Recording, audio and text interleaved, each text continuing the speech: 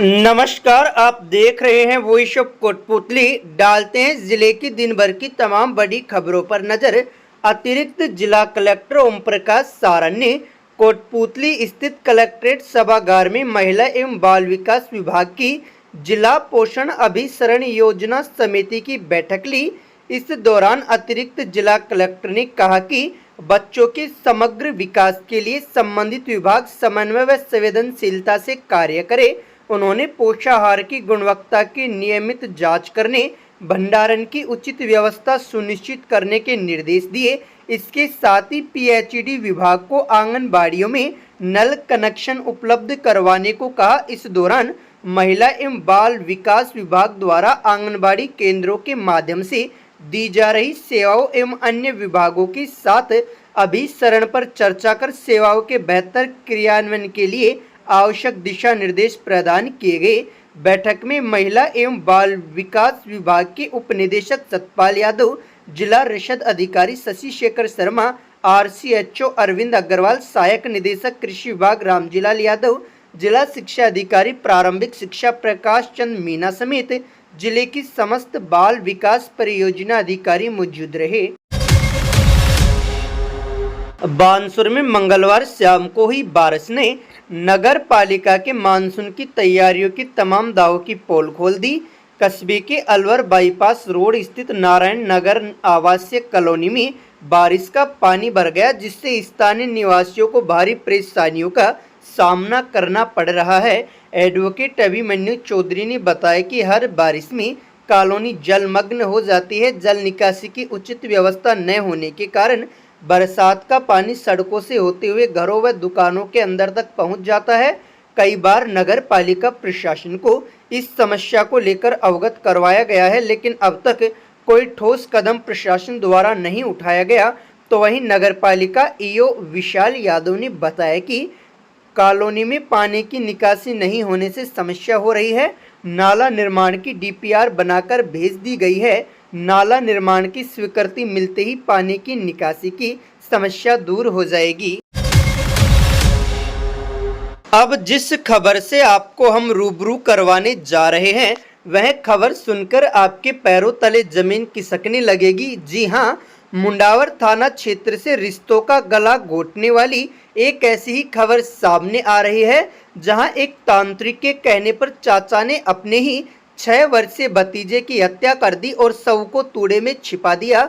घटना मुंडावर के सरायकला गांव की बीती 19 जुलाई की है। पुलिस ने मामले का खुलासा करते हुए मृतक के सगे चाचा को गिरफ्तार किया है। आरोपी नशे का आदी है और गांव में ही बाइक रिपेयरिंग की दुकान चलाता है। पिछले 10-15 दिनों से उसकी हरकतों और विवादों से परेशान होकर उसकी पत्नी अपने पियर चली गई थी। पत्नी को वापस बुलाने के लिए उसने एक तांत्रिक के कहने पर नरबली के लिए अपने ही सगे भतीजे की गला घोटकर हत्या कर दी।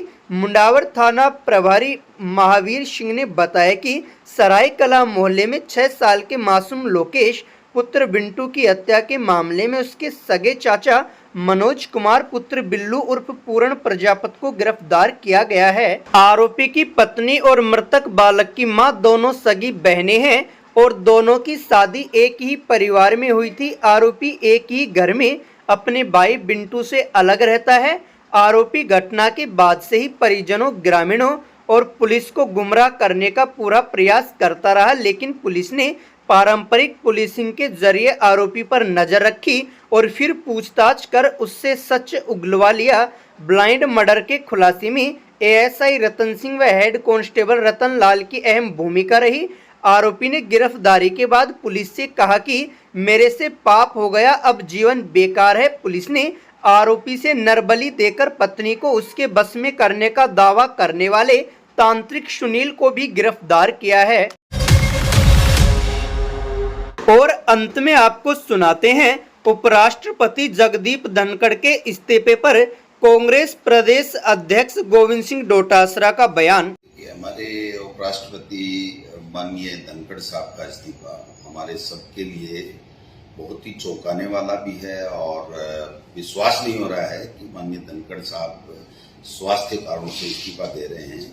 हालांकि उनका जो रेजिग्नेशन आया है वो स्वास्थ्य कारणों को बताया गया है, लेकिन आप समझ सकते हैं कि पूरे दिन राज्यसभा का संचालन करना और उसके बाद में 23 तारीख को उनका जयपुर में कार्यक्रम होना और महीने में 20 दिन उनके टूर होते रहते थे, तो ऐसे में अचानक इस तरीके का इस्तीफा आना एक तरीके से जो संकेत दे रहा है कि जो कुछ दिनों से उन्होंने अपनी बातें स्पष्ट रूप से मीडिया के माध्यम से किन्हीं प्रोग्राम के माध्यम से कहना शुरू किया था, वो कहीं न कहीं भारतीय जनता पार्टी हाईकमान को नागवार गुजरा। और मैं समझता हूं कि धीरे धीरे परतें खुलेंगी, लेकिन किसान के बेटों के लिए, किसान के लिए, खेती के लिए इनकी सोच ही नहीं है भारतीय जनता पार्टी की। इनको केवल और केवल उनकी नजर से ही पूरी देश और दुनिया को देखे और वो जो कहें वो करे। मैं समझता हूं कि वो धनखड़ साहब नहीं कर पाए और ये जो हम आज देख रहे हैं कि उनका इस्तीफा हो गया है। राजस्थान में भी ऐसा हुआ था,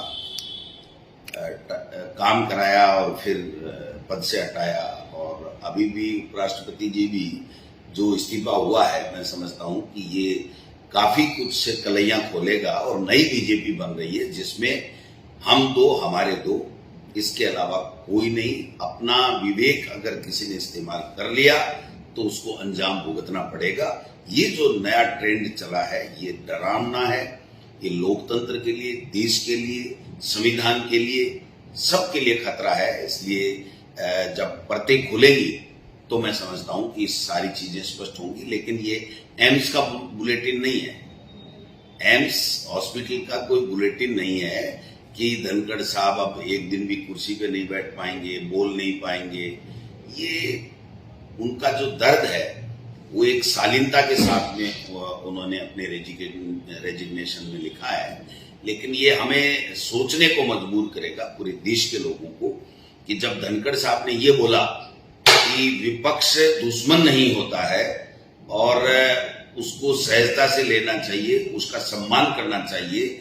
अगर विपक्ष कुछ भी नहीं है, हम ही हैं, हम कहें तो सही, तो ये तो घमंड है। तो मैं समझता हूं ये जो लाइन थी वो उनकी आत्मा से निकली हुई थी और इस लाइन को कहीं न कहीं किसी न किसी को बेचैन कर दिया और वो बेचैनी इस्तीफे के रूप में, धनखड़ साहब के इस्तीफे के रूप में हमारे सामने आई है। देखते हैं इसमें क्या है क्या नहीं है, ये सब चीजें आ जाएंगी। लेकिन मैं ये कहना चाहता हूं, किसान और किसान के बेटे जो भारतीय जनता पार्टी में संघर्ष कर रहे हैं उनका वहां पर कोई स्थान नहीं है। केवल और केवल यूज एंड थ्रो जो काम है वो देश में चल रहा है भारतीय जनता पार्टी की तरफ से।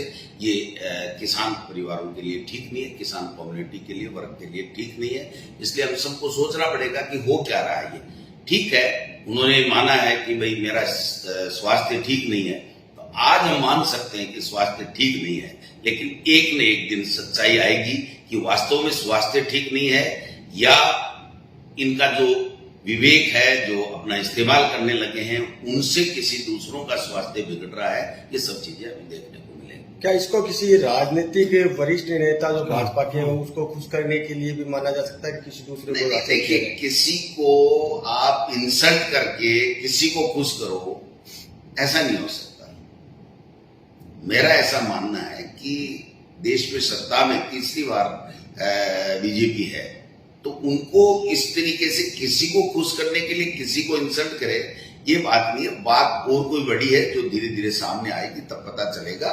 लेकिन मैं ये कह सकता हूं, हम बराबर कहते रहे हैं कि जिस किसी ने भी भारतीय जनता पार्टी में अपने विवेक का इस्तेमाल किया, विपक्ष को सम्मान दिया, संविधान को सम्मान दिया, तो उसका हश्र यही हुआ है। मैं समझता हूं कि आगे नई बीजेपी पनप रही है जो देश के लिए डरावनी है। अगर अभी तक आपने चैनल को सब्सक्राइब नहीं किया है तो चैनल को लाइक, शेयर व सब्सक्राइब अवश्य करें। जिले की तमाम छोटी बड़ी खबरों को जानने के लिए बने रहे वॉइस ऑफ कोटपुतली के साथ। बालाजी फिनसर्व, जहां मिलती है आपको वाहन बीमा, स्वास्थ्य बीमा, म्यूचुअल फंड, जीवन बीमा, फाइनेंस, साधारण बीमे की सभी सुविधाएं। कार्यालय बानसूर महाविद्यालय के पास, बाईपास रोड बानसूर। मुख्य कार्यालय लालकोठी कोटपुतली। अधिक जानकारी के लिए संपर्क करें 8302367656।